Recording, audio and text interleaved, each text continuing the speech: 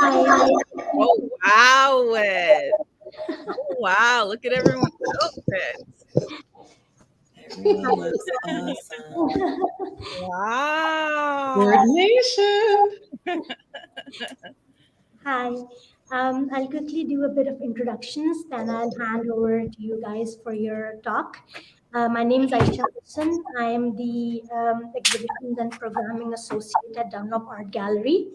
Welcome everyone to today's program, Online Artist Talk with Wit López, m.patchwork, monoceros, and Sarah-Tai Black in support of Dunlop Art Gallery Sherwood Village branch exhibition called Each of Us Beloved that is currently on display until September 25th. I want to start by acknowledging that Dunlop Art Gallery and Regina Public Library and the land on which we are gathered on this evening are situated on Treaty 4 territory, the original land of Cree, Ojibwe, Saulteaux, Dakota, Nakota, Lakota, and on the homeland of the Métis Nation. I would like to mention that you may ask questions or leave comments in the chat field of the platform you're using. We can address questions at the end of the talk. Now I will introduce our lovely guests. M.Patchwork Monoceros is a poet and interdisciplinary artist exploring polysensory production and somatic grief, engaging poetry, memoir, textiles, and film. Their work considers the collective queer+crip consciousness by connecting to marvelous bodies living with complexity as sick or disabled.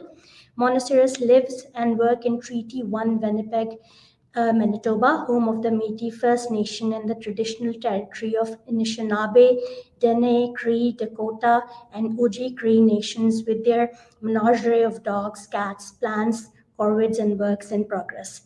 Wit López is an award-winning, internationally acclaimed disabled, gender-evasive, multidisciplinary creator, performer, and advocate of African American and Boricua descent. Coming from a family of artists, creating has always been a part of López's world. Their work combines the skill their parents taught them, fibre art, painting, collage, and photography, and contains element of their formal training in theater, dance, and classical music, including costuming, staging, and props. López's visual work and performance art uses their educational background in anthropology and Africana studies as a lens to imagine, decolonize, and reconstruct aspects of their own identity. Through fibre and imagery, López explores hairiness, accessibility, queerness, gender identity, blackness, and Latinidad, while also fully embracing absurdity and the macabre. Sarah-Tai Black is a curator and critic who lives in Treaty 3, Toronto, Ontario. Their work centers on the liberatory and effective capacities of art making with an emphasis on embodied Black, queer, trans, and crip futures. Welcome, Patchwork, Wit, and Sarah-Tai. I would just hand over the discussions to you guys. I'll keep a look at the chat box. If there's any questions or any comments, I'll introduce them at the end of the topic. And yes, the floor is all yours. Thank you so much, Aisha, for introducing us all. I want to take an official moment to go full screen and really just admire the array of body decoration we have on display right now. Wow, everyone's looking really beautiful. Also, like, feel free to unmute. I really just want to have a very bit more of a casual conversation where we're kind of speaking with and across and between each other. So don't feel like you have to wait for me to finish talking so you could talk. I want to hear like the chorus of the laughs is what I really want. So yeah, feel free to unmute. I do want to start us kind of off by maybe setting us in the relationship between the two of you as artists, as crip people online. When I first approached Wit about this show, Patch, you were their very first suggestion as to who they would want to collaborate with. And secretly in my mind, I was like, please say Patch, please say Patch, please like know of Patch or need my suggestion, which I will so happily give. So yeah, maybe if you could take us through that, because I'm also just curious myself. I will preface that there will be background noises. That's fine. Yes, they're Pets are here. Yeah, they're present. I'll do what I remember. So I think a lot about dates, and so bear with me. But I know that I've been on Instagram for 10 years, and I know that I was on Tumblr for like 3 to 5, and at least 3 of those years I was following this amazing person, Wit. And so that means that I've known this amazing person's work for like at least a decade, probably a dozen years. And what a time. We were so babies. Yes. No, absolutely. It was definitely Tumblr, because I didn't have Instagram. I didn't even know what Instagram was yet. but yes. Right, when you had to have a certain phone to have Instagram. Yes. I had that phone. But yeah, no, patchwork. Definitely met Patch on Tumblr, and at the time, like I was exploring my gender identity and trying to figure out life, and so this was another person who was like they them pronouns, and I was like, yes, someone else, please. So no, definitely. And then when I found out that you also did poetry and you made like fiber art stuff, I was just like, this is my community, this is my people. I also wanted to maybe set the scene for a little conversation, kind of about the role of online disabled community, and like building crip community and the development of your artistic practices within that space. I think, obviously we're having this talk virtually, and there are many reasons for that, but even without the pandemic, it's something that I think I would privilege, because it is a way of community building that, I myself have depended on. I think me and Patch's whole friendship is entirely online, minus one real person in real life meeting. So yeah, if you could just talk a bit about like the role of online crip community in terms of your artistic practice. You go ahead. Okay. Yeah, I mean, online community in terms of my art practice, but in terms of like my disability justice practice is really important to me. I've been disabled. I was born disabled, born chronically ill, and my immune system is not like, stellar or anything. It never has been. Like I was born with like one working lung that was filled like with fluid, right? So it's like,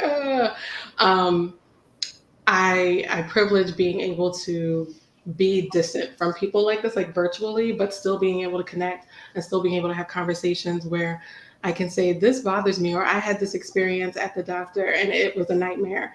And then somebody else is like, I had a similar experience, and we can be together even though we're apart, over those types of experiences. And honestly, I'm grateful. Like there's a lot of conversations that I've had online that I've never had with people in person about medical things, about disability things, about chronic illness things. There's a lot more that I've learned about my disabilities and chronic illnesses because of the brilliance of other disabled people online. So I'm absolutely grateful. Like the things I'm able to go to doctor and ask them to check. And I'm like, this sounds like something that someone online mentioned, but I don't know, can we do blood work? Mm-hmm. And I wouldn't be able to do that without my online community. Mm-hmm. Yeah, I feel like in the way that mutual aid is a lot of like people living in poverty sending each other the same $20. A lot of like chronic illness is people with chronic illness sharing like tips for doctors. Totally. Yeah. It's very similar. Like I feel like the first some of the first contact I had as an adult with other disabled people was through Tumblr mostly, and through the kind like learning about disability justice and different kinds of like diagnoses and diagnostic like processes and different ways of identifying the ways that our bodies exist and like take up space and things like that. I think it's interesting, like how language has like moved like from 15 years ago online to how we kind of talk about our various divergencies and diversities now. But I would say consistently, okay, I grew up in the white suburbs, and my time in Toronto was also pretty white. Most of my very good Black friends are all internet friends. And we are very close, and there's so much love, even though we may have never met. And I think that there's like, that's such an indication of our sense of safety, and like our like senses of being able to like fully unfurl into our fullness in the world, which like we don't. I don't, you know, it's not always the safest. And also like not always having other models or mirrors for like the ways that we exist. So like, you know, not just like with like mobility aids and things like that, but just like sizes and like aesthetics and the places that we live, the ways that we decorate our rooms and things like that. Like those are things that I wouldn't have been able to access with those people in the same way if we had to do it in person. Mm-hmm. Yeah, I feel like there was maybe the dialogues around like quote unquote parasocial relationships quite diminished when like able-bodied people also had to rely on the internet or other like distance or non-conventionally proximate forms of communication and community building and care. So yeah, I just wanted to set the stage for this conversation with that, because I'm aware that, you know, even curating a show in a physical space alongside like obviously my desire to do a virtual tour is like, in a way, it's bastardizing my idea of what this feeling of the show is. So I do just want to put that out there, you know, not that your work is bastardized, but Wit, you posted a really lovely video today on your Instagram that made me really happy. Are you okay if I share it in the comments with everyone? Sure. If you're not on StreamYard, you can go to Wit's Instagram, which is just Wit_López, I believe. Yep. And it'll be there. I don't know how to go in the chat. I'll send it in the private chat, and hopefully someone on the admin side could share it with everyone else. But anyways, in this video, you're kind of in the process of making these yarn balls and kind of admiring them, and you're speaking of the need for artists to keep making art, to keep on keeping on, to make your art for you, you know, despite it all. And at one point you say, you deserve the wonderful gift that is your art practice. You and your artwork have infinite worth. And this sentiment, you know, especially for disabled artists, for neurodivergent artists, for Black artists, is just so important. And I'm wondering if you both could speak to making art that affirms you, that fills your cup, you know, in a sector, in a kind of system of value and capital and all of that, that too often sees artists like yourselves as disposable or too much effort to accommodate, or just as real fucking weirdos who defy legibility in the most beautiful ways. I think when you were kind of describing Wit's video, which I also love and will probably look at least once a day for the next eternity. My goodness, also just like voices. I feel like one of the things that the first thing that came to mind is kind of that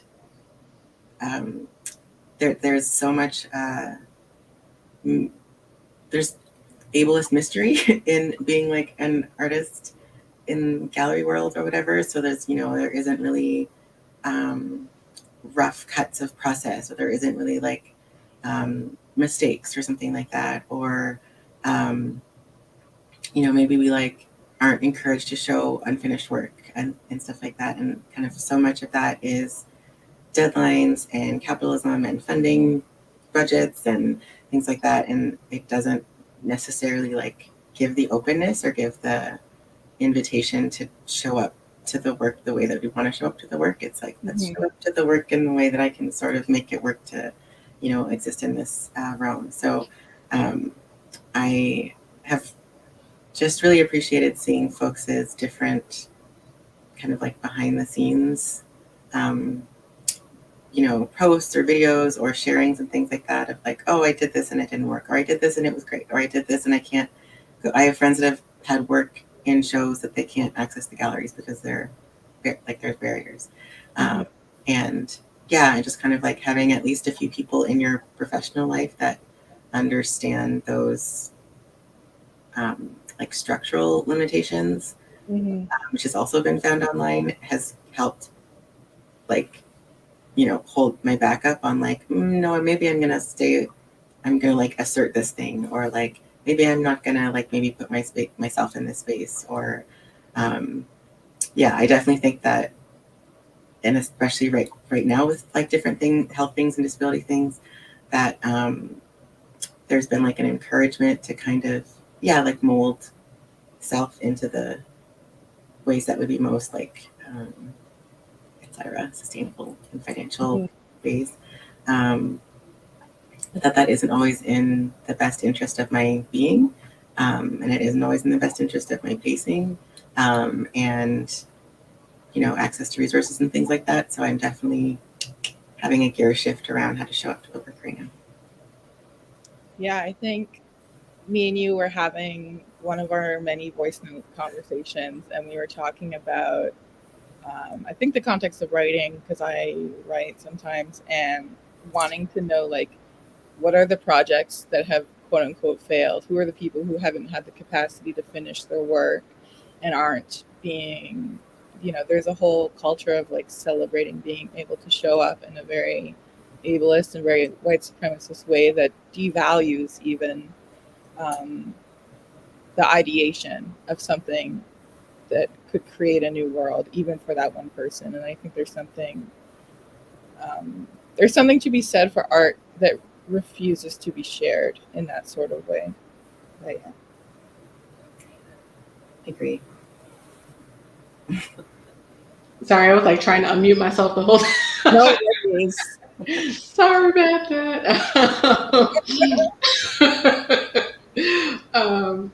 Yeah, I mean, well, thanks to both of you for watching the video. I really appreciate it.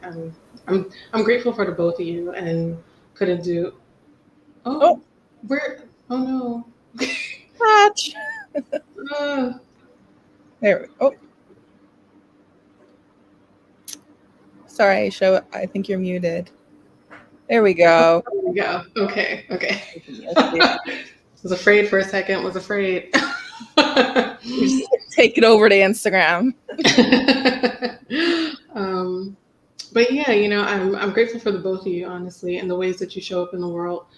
And I'm deeply, deeply inspired by that, honestly, by your honesty and transparency in how you live. So thank you for your reflections on that.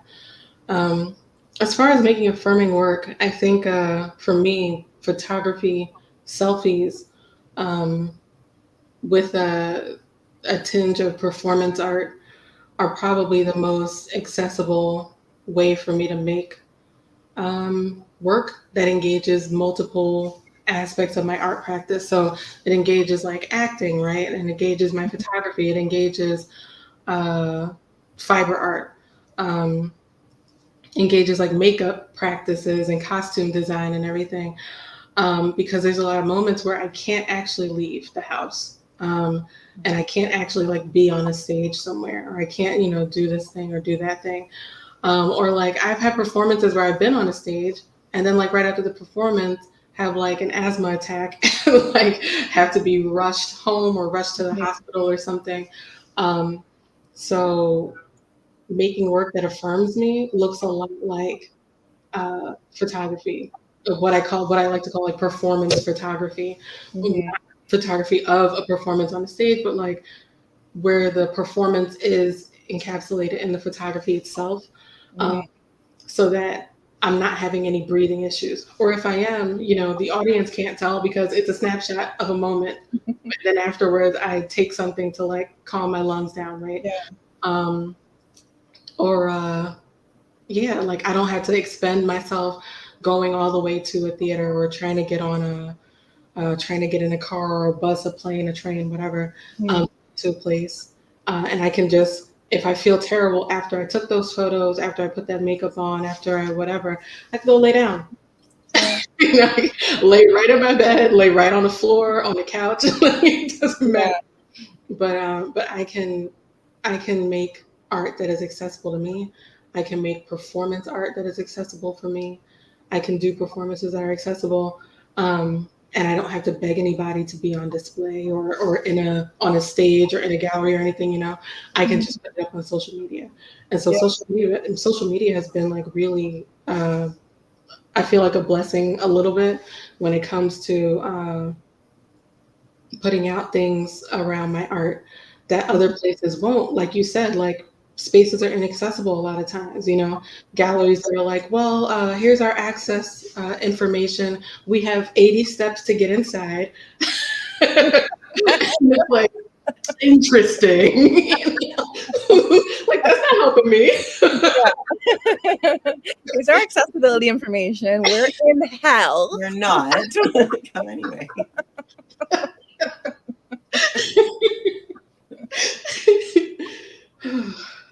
But yeah, I mean, honestly, that's really it. Like, photography is super affirming for me.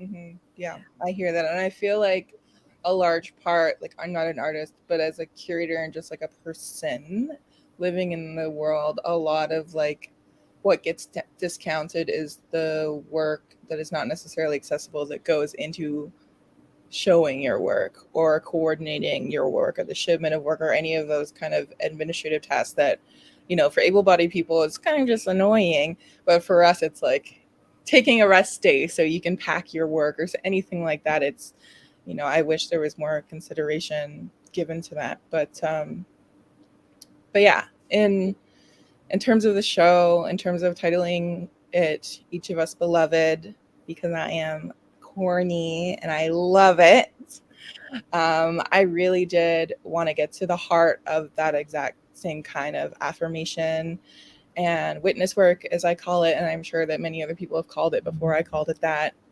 especially during the pandemic that is very much still happening, where a lot of folks who are living at really urgent intersections of experience were really just being kind of left in the dust, and I wanted to offer this reminder, that we refuse this idea that our safety is too much of a request, that the comfort of some is worth more than our own well-being.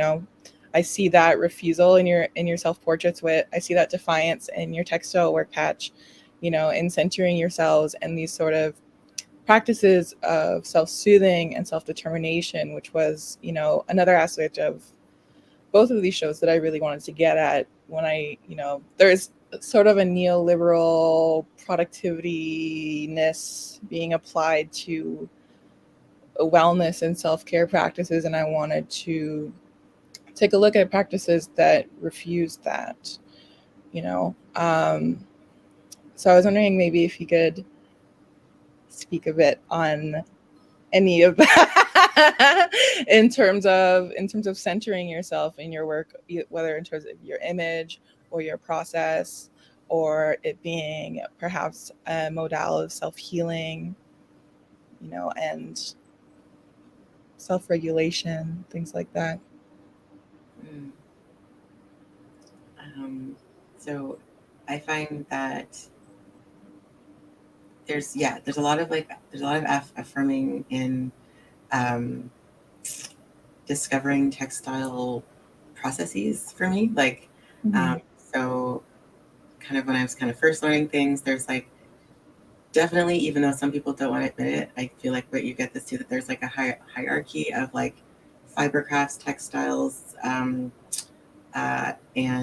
who makes them, how they're being made, where they're being shown, the quality of the material and all of those things like impact the access of that work to like reach the world. And a lot of like, I feel like they're like, I think of them as like intimate craft practices, like things that are like this to me. So I feel like a lot of those things are dismissed as like, you know, like feminine work through like misogyny, and as being feminine work that's less valuable. And so I think that comfort and like care lose connection to fiber world. And so for me, like making things that can be touched is so important to me. Like it's making things that people can like squeeze or like run their fingers through or scratch or put on themselves. You know, like as someone who doesn't do the outside thing that much even before the pandemic, and there's a lot of like kind of like connective freedom in being able to like make the thing and then like share the thing without having to be a part of the like and I remember like the first time that someone referenced like seeing something that I had done, like a film or something like that, and I wasn't there, and up until then I had just been performing, and so I was like, when I'm performing, I know what this is, and I like this is the encapsulated thing, and then it's over, and it's a different relationship to like make the thing, put it in a room, and then just be like, good luck, I guess, you know, like I'll see you, have a good sleep, I don't know, like, you know, next time, well received. And it's taken time, but I feel a lot more connected to those kind of separate pieces that have so much of our body in them. Like, yeah, they take so much of so much time. And get your thoughts on this too. Is like folks have asked like if I do certain things because they're like less aggravating or like meet my don't like aggravate like symptoms or things like that, and that's when I have to be like, so think about chronic pain, think about the chronic part. It's actually all the time, like all the time, never stops, all the time. So it has taken like 10 plus years to be like, okay, do I do the thing in pain? Do I not do the thing because there will be pain? You know, do I have the strategies, resources, things like that to meet the pain afterwards? And yeah, and so just being like, oh yes, that was very painful. Like making that rug, I love making that rug. It hurts so much, like my hands, my body, everything.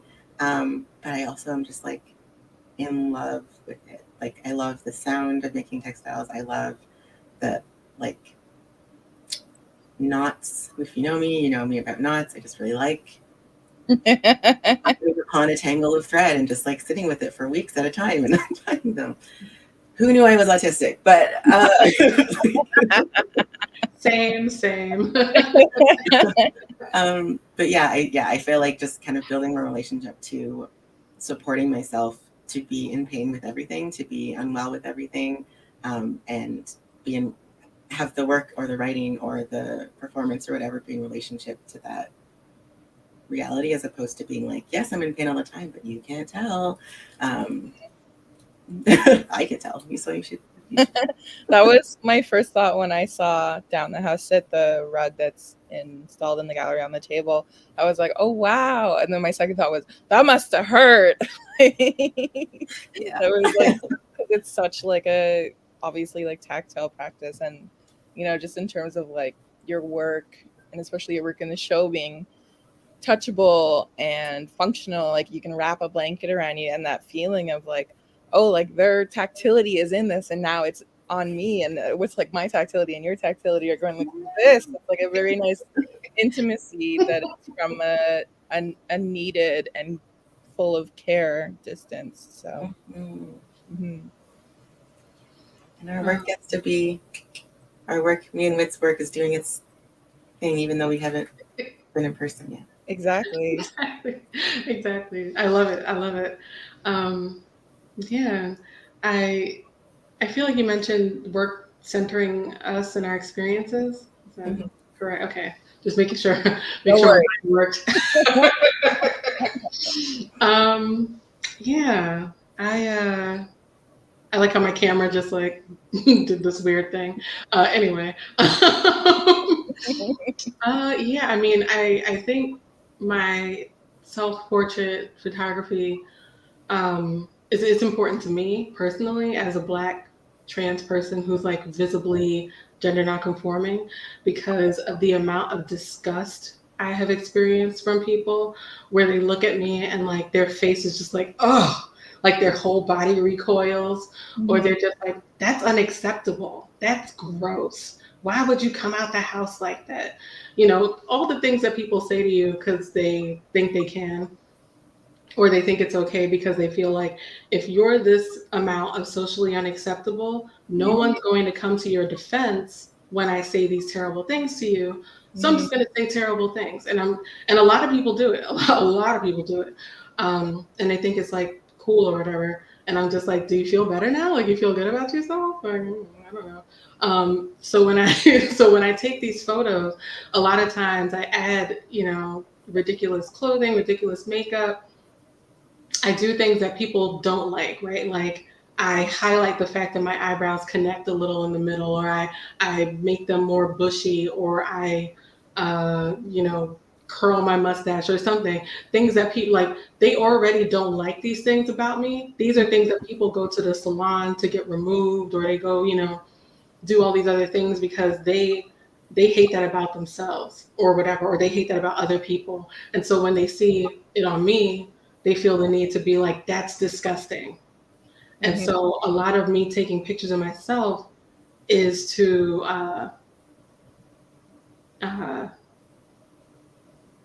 how do I say, but kind of like resist against the way people feel like I should define my body, or that they get a chance to define my body, my existence, the way I look, or how to gender.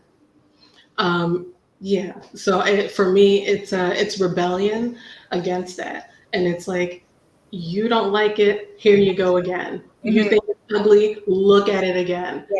Over and over. And instead of like trying to be like, is this attractive enough now? Like, no, I'm gonna sit there and be like, in all of my pictures, like you feel like my face disturbs you. I'm gonna make sure it's more disturbing to you. Yeah, and so for me, like that's the important part of that. But I do want to talk about like the tactility that Patch was talking about, because like a lot of my work is also tactile in a way. And I think Sarah-Tai, when I first met you, I think I was performing and I was like trying to get you to take this thing. I had like a bucket full of pillows and I was just like throwing them everywhere. And I'm like, you won't. And like, I remember because I was so just like emotionally like a corpse emotionally, but I was so thankful to be in this space with you. But also I was like, I really want to take them, but I don't want to take them. That's real. No, that's real. And consent entirely. Like you don't have to take them if you don't want to. I feel like we both knew it was like, and you were like, Exactly. I was like, not today. But yeah, that tactility it's important to me as like a person with like ADHD and autism, where it's like I have to constantly be in like motion. So it's like that's me. Like I have to be touching something, doing something. And so like making things that allow me to stim in public also makes space for other people to stim in public too, without them having to look out of place. Because if I'm squeezing something, if I'm throwing something, and you also need to squeeze, move, throw, do whatever, and you're also doing it now because we're doing it together in the space, and everybody else is doing it too, it makes you feel less weird, I would say, like, as a person who is neurodivergent and usually like ostracized by other people, like, don't do that, don't shake your leg, don't do that, you know, don't tap your pen like that. It's like, okay, so if everybody in the room is yelling and throwing things and laughing and whatever, then the people who have to vocalize because that's how their autism manifests, or maybe their Tourette syndrome manifests, they also have space to be allowed and vocalize. People who have to move also have space to do that now because everybody in the room is doing it. So it's not out of the norm. It's now being normalized in the space by everybody. So I don't want to say disguise it, but I kind of mask it as like this communal enjoyment. So because everybody is having fun, but it also is a space for accessibility too. Yeah, I remember that distinctly, and also the feeling of just how comfortable you made everyone to take part or not take part in that communal enjoyment. Because I've seen a lot of kind of that method of access, shall we say, employed in art spaces, but it always feels a bit performative in that it takes me into this performance, and it's like, I don't want to be on stage in terms of my access needs.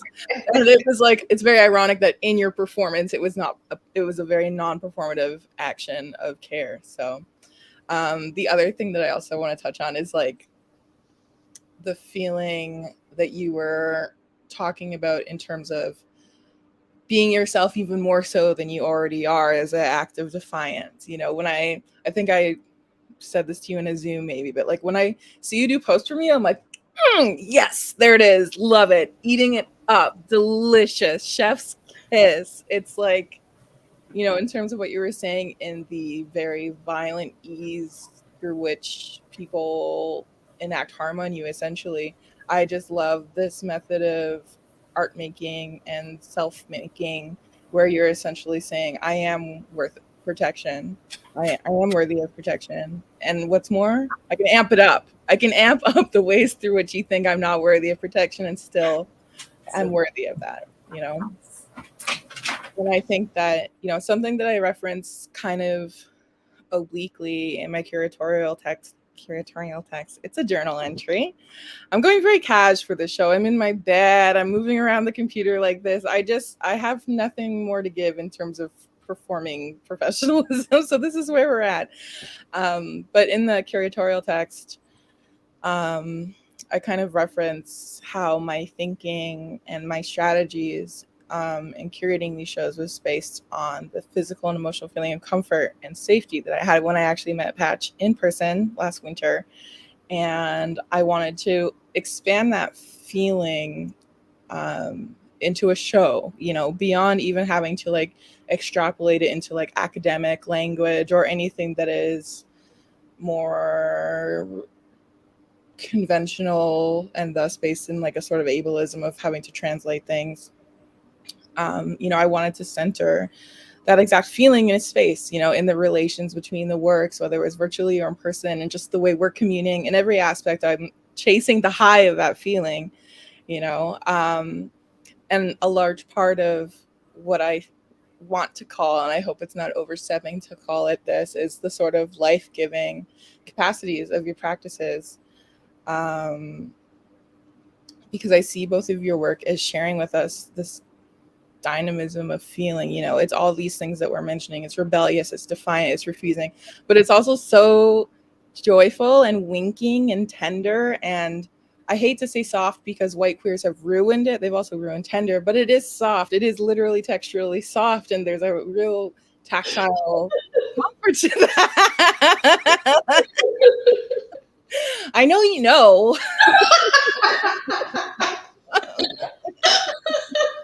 So I was wondering if you both would want to speak a bit about kind of having that kind of kaleidoscopic nature, you know, not falling into one or the other at the expense of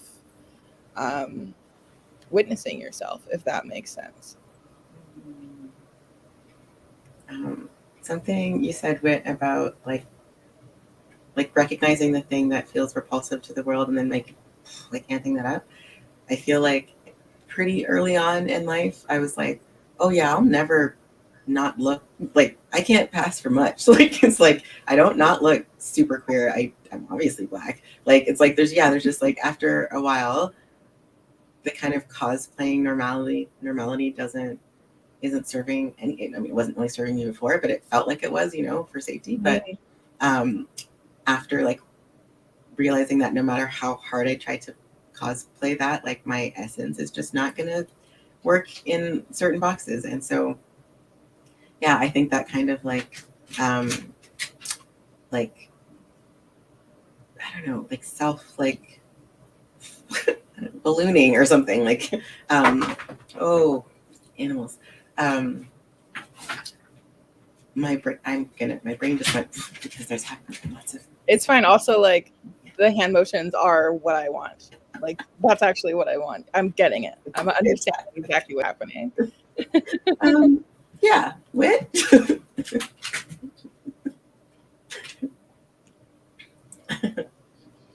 I mean, so you mentioned joy and like defiance existing in the same space, and that is very central, like, to my practice. Like, it's super central, because there are people who deserve the defiance of my work because of their actions, and then there are the people who can empathize with my experience because it is their experience too, and they always deserve joy. Like, Black, disabled, queer, trans people always deserve joy, always. Like, that's non-negotiable, because the world doesn't offer it to us freely, and it's something we always have to make. It's not just like sitting there waiting for us, inviting us in. We make it for ourselves a lot. So for me, it has to be central to my work. My educational background is in anthropology, which is a horrible field. I'm not even gonna lie about that. It's absolutely horrible. But it was like it's the nucleus of like so much colonial nonsense, so much like violent, horrible, imperialist garbage was spread by research, fake research. I'm not even gonna, no air quotes, just fake research. Done by anthropologists, whether they were there in person in a place where they shouldn't have ever been, shouldn't have taken pictures, shouldn't have taken notes or drawn pictures and images of things for later. Like, some of that stuff was private that should have never gotten out anywhere, right? Like, anthropology is terrible.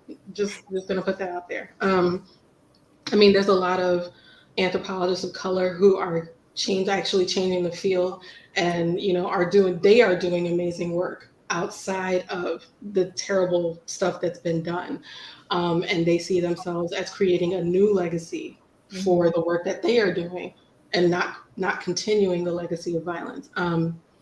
But anyway, I've gotten way off topic from what I was actually saying. No, I love it. And later I'm going to talk to you about like Black divers in the southern states. Yes. In our own time, we will discuss. Definitely. And so for me, knowing that this is my educational background and knowing how much it has harmed people through museum experiences, right? Through gallery experiences, through inaccurate archive experiences for marginalized people and people who have been historically oppressed, it is important to me to create an art practice that looks in the face of that and says, no, you're not welcome here. Like, that is not, no, like, you don't get to do that here. And then in the process of being like, no, not here, then also like making joy for the people who had to experience their lives, livelihoods, cultures, and everything else being ripped away from them, their children being ripped away from them, their families being separated, right? Like, all these things that anthropology was hand in hand with, all these terrible things. It's important to me that I remember that in my work. I mean, to some people, my work just looks like, oh, this person's a clown, ha ha ha, like, and I get it. Like, it looks like that on the surface, but beneath the surface is a constant undoing of violence every single time. It's like, I take it into account, I recognize it, I see it for what it is, and then I make a effort, a very, thought out effort to undo that violence that I've seen, or to help the folks who the violence is directed at. Even if it's just like a smile one day, or, you know, a laugh this other day. Like, it's important that that exists for me. Yeah. And I love that. I mean, not to center myself in this, but when I'm doing the like on Instagram, and whenever you post a new portrait, like, that's a win for me. Like, you're contributing to a win for me and a win for you. It feels like a communal win. I'm like, another day, another win, you know. It feels good, and it's nice to be invited to share in that feeling, especially in art spaces and galleries and institutional spaces. It's disarming and destabilizing in a very, very lovely, lovely way. So thank you. Another thing that I kind of wanted to talk about is in terms of the kind of politics of productivity that come with being an artist. I'm wondering if there are any negotiations or boundaries that you set with your practices in terms of balancing, you know, that kind of life-giving, life-affirming capacity, its affirming nature, and your ability to rest even from healing practices, you know. And I know, especially working with textiles, you know, it can be an act of physical endurance, even as it is like emotionally fulfilling, you know. And it's like, what do you do if your work is an act of care for yourself, but you also need to care for yourself within that? So I was wondering if you had any things that you would feel comfortable sharing with us, because I think it's important to kind of decenter that I'm an artist and I make work, let's talk about the work, and that's my value. Like, you know. Yeah. Can you ask that one more time? I feel like very lucky, even though I have a very dramatic dog, to not have cats, because they are so like chaotic and little squirrels inside, and I would never be able to focus on anything. My question was kind of, what are there any kind of negotiations or boundaries that you have to set with your practice, even as it is affirming, even as it is witness work and healing work? You know, is there a type of care that you need to then bring to your work of care to take care of yourself? You know, because I'm thinking, especially in what I know about you, Wit, since we talk all the time about everything, is that, you know, the tactile practice is work. It's an act of endurance, even as it is fulfilling and stimulating in a really beautiful way. You know, you need to rest from your care, which is, I think, something that people don't think about enough. And maybe I could put that in a better way, but I don't want to. Yes. Patch, did you want to go first? Yeah, I this show in particular has been like kind of like an affirmation in how I've been able to there's, because of the productivity of like the capitalism productivity, it feels like we should be making new stuff all the time, and that we should have like new themes, or you know, always doing new materials, or always you know, trying new techniques or something like that. And that doesn't always like lend itself to like getting deeper into what it feels like to make the work, to find that joy. And so this kind of like the invitation to like cohabitate these few different pieces of work from like very different shows that I've created, and to be able to like have a pause with myself, to be like, oh yeah, there's like a whole atmosphere in how I'm creating things and how I am thinking about things, and the more kind of support and interaction it's like this, the more inviting it is to like just create it differently, or to like be like, oh yeah, I'm gonna write 75 poems about my mom, and that's just what's happening. those are good, that's the theme of this year, or like, you know, I you know, anything like that. And so I think having more freedom and like delicateness with myself to like repeat showing things, and to like continue to share that relationship, like past the first showing, and have to do a lot of like checking in with myself when things feel exciting, or if like call the things, and you know, like, is it, which parts of my identity do they want? Like, you know, which parts are they going to show up for? Am I going to be able to ask for access things? Am I going to have to like fight for pronouns? And I don't think that I had that kind of care with myself, like even like 5 years ago. Mm-hmm. And so in terms of like parameters and things like that, I'm trying to be more conscious of that joy, and like not giving it over to other forces to manipulate. Yeah. Even if it's enthusiasm and happiness, because I remember when I first approached you, and the context for this conversation is that Patch is in sabbatical. I was like, no new work. You're not making any new work. I don't want you to do anything. And I was like, but, and you were like, no. Totally not. Don't lift a finger. You know, and I think there's something really important in revisiting work in a different set of relations, that might center something that wasn't there before for that work, or for you as an artist, or even for this space. You know, I think a lot about something Audre Lorde said, and I'm sure a lot of other people have said it as well, but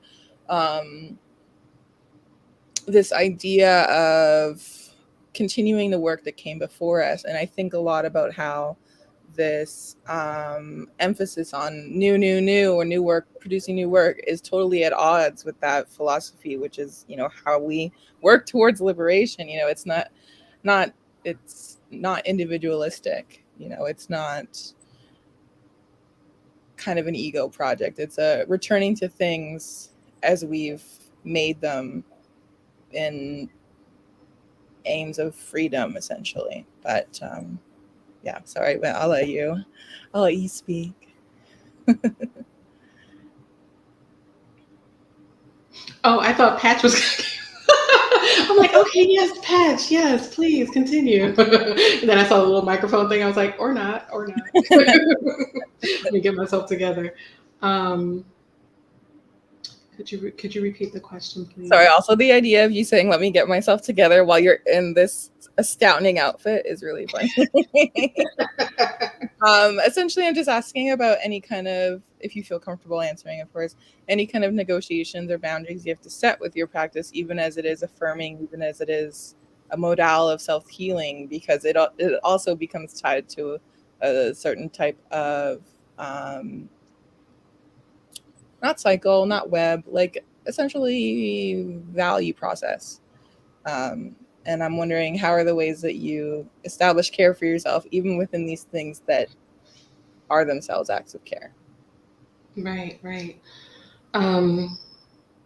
Yeah, I honestly, because I have anxiety, it's difficult to set that boundary with myself. And I'll just be completely honest about that. And so what that boundary looks like for me is like I make, like, I don't even have any in this room with me, but I make like little crocheted circles that are probably like about this big, to defeat kind of a little bit that feeling of having to constantly make, that the art world makes you feel like you have to, like, if you don't make a painting a day or this or whatever, you're not choreographing every single second of your life, then you know, but making those like little crocheted circles allows me to like silence the internal whatever it is. It's like, you're not producing, you know.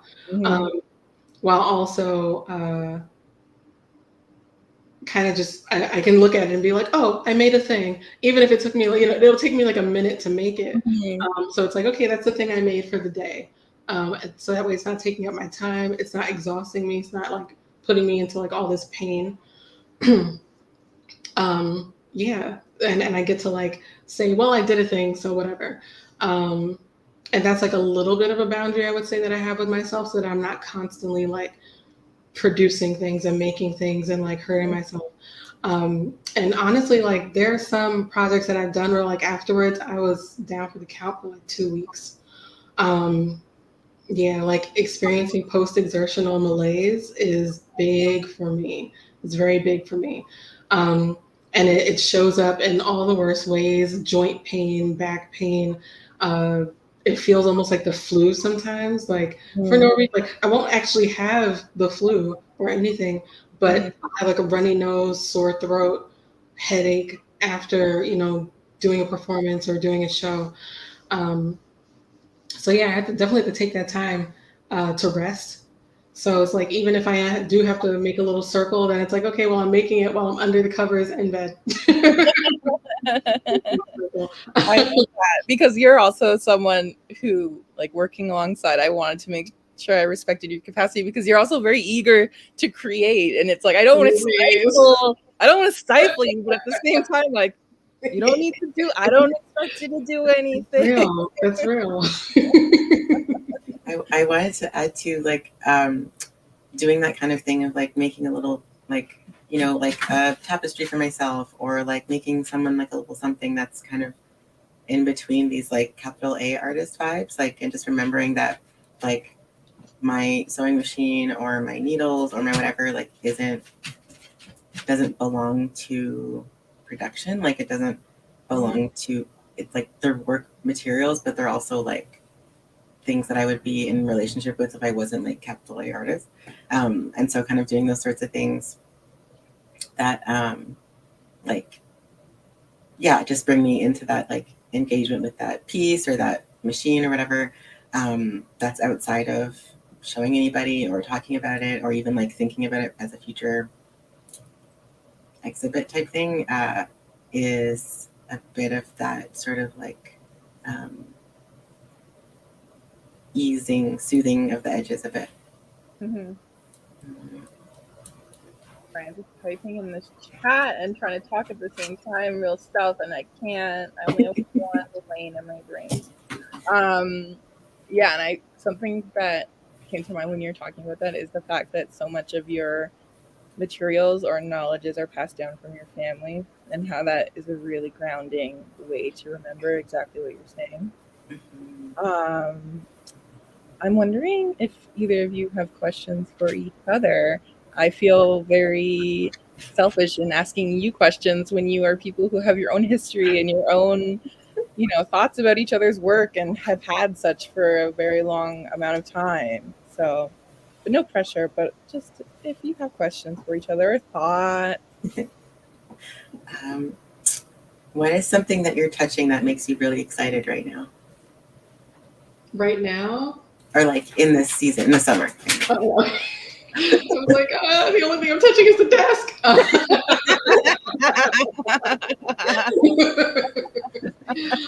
No, that's real. So I just bought this fake fur that's like, it looks like Muppet, like a Muppet thing. It's yellow, blue, red, pink, and purple, like all in the same thing. And I'm very, very excited to finish the project that I planned for it. So. What about you? I like that question. Can I flip it back on you? Yes. I am trying to teach myself to embroider on lace a little bit, because it just feels nice, and so I'm doing that. Yeah, I'm just like playing with different laces and threads and transparency and things like that.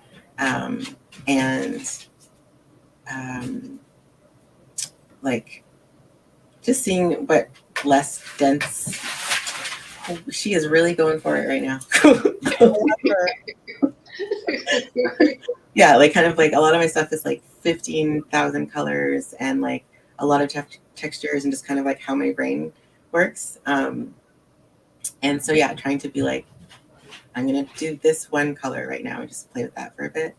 And I just wanted to offer a funny thing about like focus and ADHD brains and making, that took me a while to figure out. You're doing great. Keep it up. When I'm weaving like a tapestry, I can only work with the color for like maximum an inch before I'm like another one. So yeah, so like looking at that and being like, yeah, and so it just feels exciting to kind of move like that, but not always knowing how to meet that need. So yeah, anyway, related, but Anything else? No pressure. Just don't want to cut you off. I'm just going to ask this really quick, and it could be for both of y'all, honestly, but how do y'all feel about artist residencies? And accessibility. Like, no shade to inaccessible artist residencies in the world. do we have several hours? Or do we-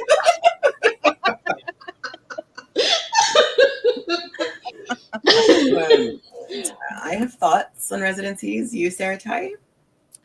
My thoughts on residencies are that I don't like able-bodied camping, which is what they feel like a lot of the time. And it's just a space that, you know, I've done like some fellowships and things, and it's just, I can't even focus on what I'm supposed to be doing, either because the people around me are not enriching the thoughts I would like to have. Not that people have to serve me in that way. That's my roundabout way of saying they're very white and I'm there to talk about Black art. Or I'm just like in pain, or something is happening where there's no access needs. And I think the thing about residencies and fellowships and, you know, festival work and things like that is they work on this kind of like camp mentality, like special trip mentality, where everything is very scheduled. And it's like, if you're not eating or sleeping, you should be doing this. Even like social time is scheduled in that way. That is very much not conducive to being a inviting space. But you know, my thing in life is like the Whoopi Goldberg, like, I don't want no man in my house. Like, if you invert that, that's how I feel about residencies. No, I will not be explaining further. If you know. I know, I was like, I don't want no house in my man. Exactly. If you invert the vibe, there comes a point when you can no longer have faith that these spaces will support you in the way that you need to, and you just take care of yourself, you know. And I'm just not someone that those spaces are tailored to, even just in terms of the social dynamics. Like, after this, like, I love talking to you both, but I'm gonna like pass out and decompress with like my little mushroom here. Like, I'm specked. And it's not for lack of enjoying our conversation or anything like that. You know, that's just what it is. So that's my very transparent answer. What a treat to be involved in the question. I feel so much the same. I have experienced a variety of kinds and hosts and places. And I feel like they are, they're like almost like sorority camps. Like, there's kind of so much there's so much lack of conversation about sustainable resources with artist residencies. And I think we don't always talk about who's benefiting first from the residency itself. So, like, you know, is it just real sexy to have some like Black folks this year? Or like, is it, other kinds of like tokenistic ways of making space, but only making space within a residency and not within the organization or the industry itself. Mm-hmm. And in the different kind of genres and stuff I've experienced them in, I personally will probably not ever go to another one that is not very, very, very, very, very deeply, profoundly, cosmically explicit about access and race and resources and all of those things, because I have learned a lesson. This is where my idea, I've been going on and on about my idea for a Black Crip commune comes into play. But you have to keep in mind that I have no ability to make this. So all the ideas are just able-bodied, neurotypical people want to donate their time to make us a Black queer trans commune. I'm game for it. And also like attend to the gardens when we can't. Things like that.